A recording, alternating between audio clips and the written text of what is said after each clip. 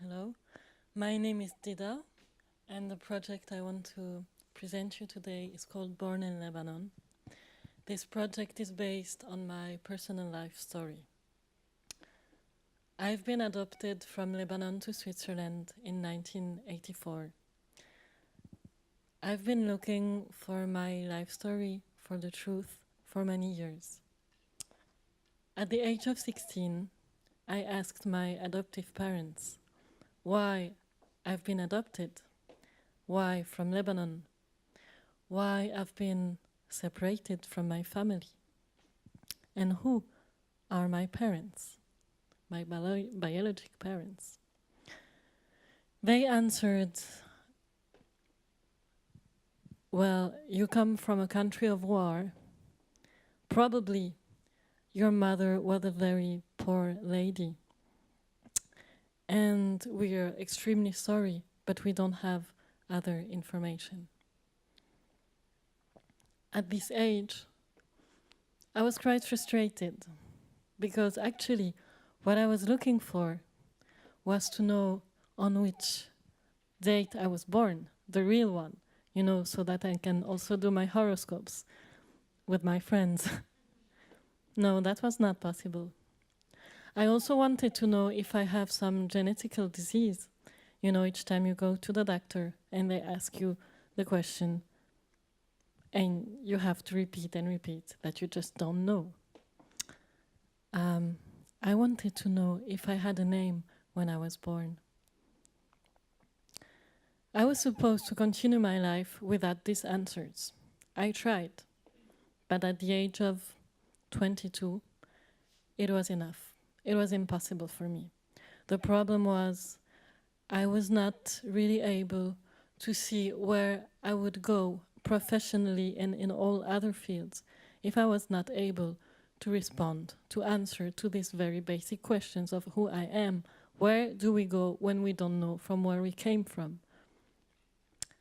This became like my leitmotif, and I decided to go back to Lebanon and try to find my real story. I went back to the hospital where I was supposedly born. I asked there the director. It was very difficult to have an appointment with him, but I got it. And he took my demand very seriously. And he said, I'm sorry, you're not born here. The documents you're showing, we don't recognize it. So I was frustrated again, and I looked in all other places for years in Lebanon where I could be born. I didn't find. At the age of 25, I had an intuition. I thought something's wrong. Are someone lying to me? I went back to the hospital.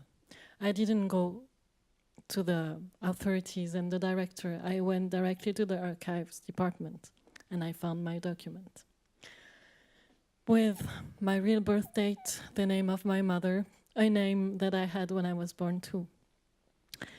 This is a long story to tell, and it's too long to tell it today. But to say it very quickly, a couple of months later, I found back my biological mother, and she told me the whole story. She never wanted to get separated from me. She was so happy to find me back, and I was so happy too. This was the most beautiful day of my life. This was 3 years ago. So I was not abandoned. This changed just everything. I realized this is not possible. I lived in a life for so many years. And more than this, I realized I was not alone because I thought I was alone.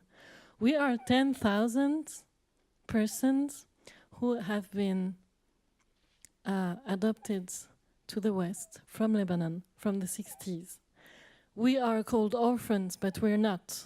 We have been so created administratively orphans to respond to the demand of the West of infertile couples. This is the truth.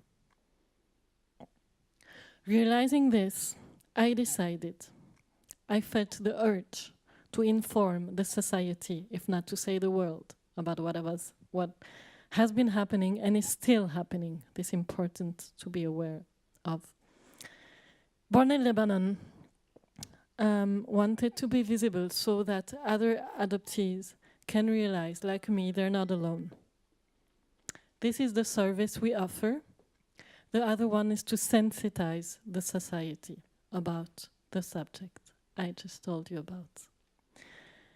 We have a big impact as soon as we got visible 1.5 years ago now. 500 adoptees from all over the world, born in Lebanon, contacted us. I had also association specialized in the protection of the rights of the child that contacted me. In a few days, I will talk in front of 70 psychiatrists and doctors. These are just small examples to tell you that I know we're growing and I know success, even if I find this word a bit strange, or impact is better, is already on. Thank you very much.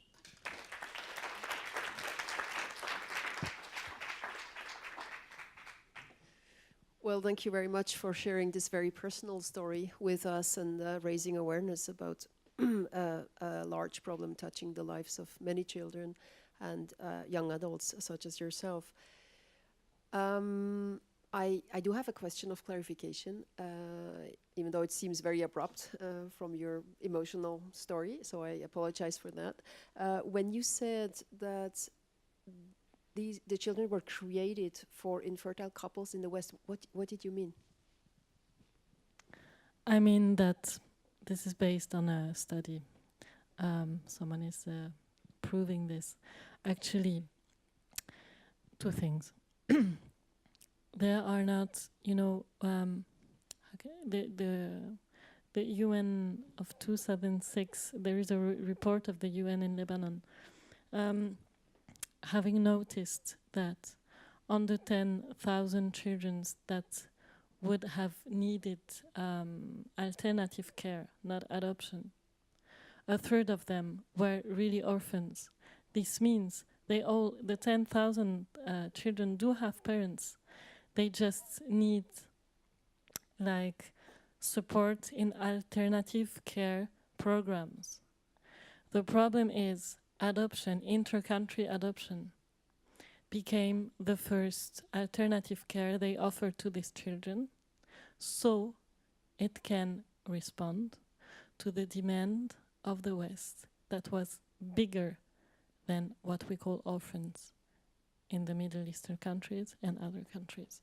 So it was to respond to this demand. If you go in Switzerland, because it's the country I know the best, there is a liste d'attente and a waiting list of couples wanting to adopt that is much bigger than the reality. I mean, le statut d'orphelin that actually doesn't exist. Okay, thank you. And I have another question. I can see this is based on your personal initiative, taking up a lot of your energy. And I wonder, do you get financial help to support this organization now? So this is exactly where we are now, trying to have funds for this. We're working now with a membership system so that the association fees are covered. This starts to work. But now we really want, a long-term system so that I can employ the persons with who I work, because they are volunteer now, very motivated, but that's not enough. And what I did until now is to turn myself to public funds with the idea that as they are co-responsible here and also in the birth countries, this is where I could ask funds, to the national funds in Switzerland. I'm trying to do that now. It's a bit of a difficult path because I feel I have to work in one. I first have to prove what I'm saying, like your question, so that the subject can be, received and then supported morally and financially. And this is why I'm coming today to such opportunities to learn from business models that are also implying private funds, because I think this is now part of the solution for me. Well, it's a beautiful story, and congratulations in finding your mother again. That's really wonderful to hear. But are you trying to connect the illegal or legal? It's a bit unclear who were adopted back to their homeland, and you trying to set up a sort of a foundation where people can then come to you and you help them to find back in Lebanon? Or are you trying to stop, in a sense, the illegal adoption that has happened in the past to reoccur? Or are you trying both?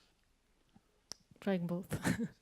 So the people from the 500 people that contacted us, some are just in need of, knowing they're not alone out there and just discussing with us. Other really want to find their origins, because when they see someone can do it, then they want to do it.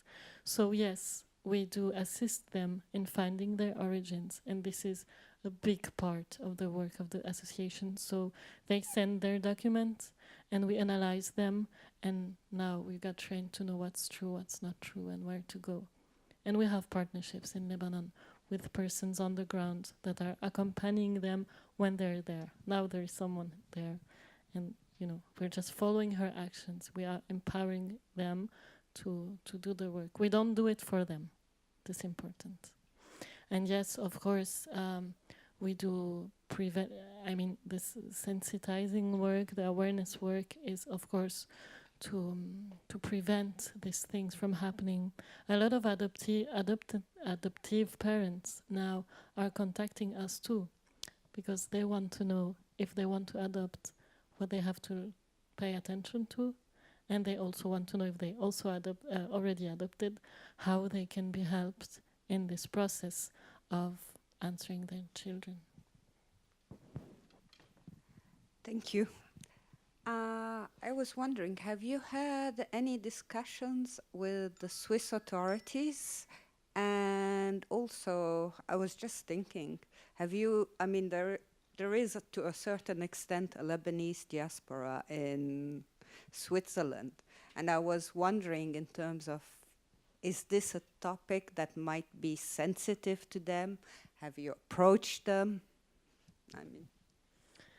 I knocked on, I think, every door, not every door, because there's still one for sure, but a lot of doors, like the youth service protection in le canton de Vaud, in Bern, of course, the central authority, who are now taking charge of the international inter-country adoption. I've contacted them all, they know what's happening.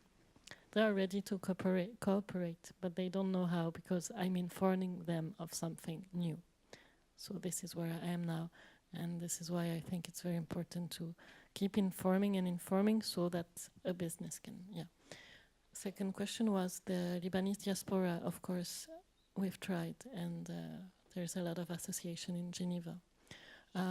Some of them are sensitized to this and are already helping. Like, I did a conference, and they just brought some people.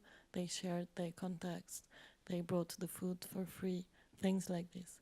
But not everyone, because the subject is also still a taboo in the birth country. Adoption, I will not go into this story, but has a lot of things to deconstruct as well. Okay, thank you very much.